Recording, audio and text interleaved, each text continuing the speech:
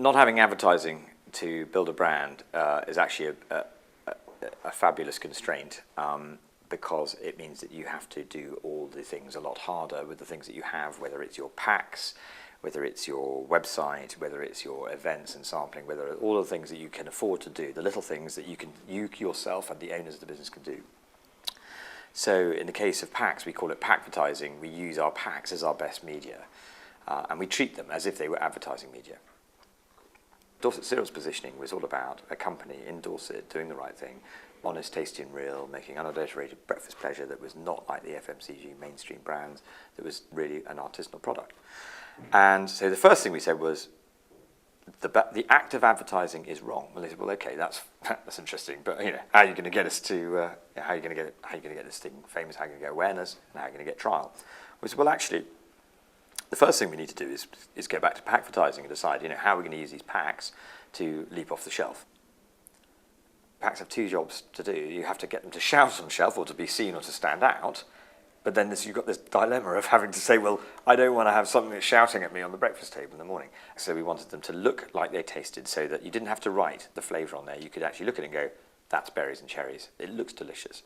We wanted to very simply give people a little window into the soul of the product, so we cut out a whole load of holes in and let the thing come through and created a leaf shape. Very simple. Third thing is we put this magpie effect on.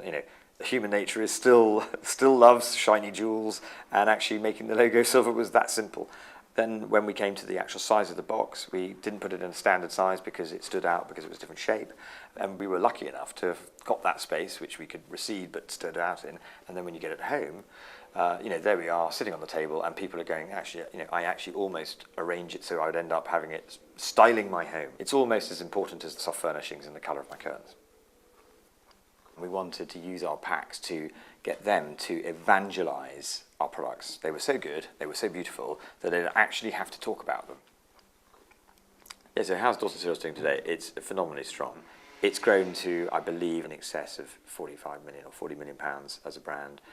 When we started working with it, the brand was only 4 million pounds, and that wasn't that long ago. It has never done an above-the-line advertising campaign, and it's gone beyond its own category of muesli, and it's moved into other areas very successfully.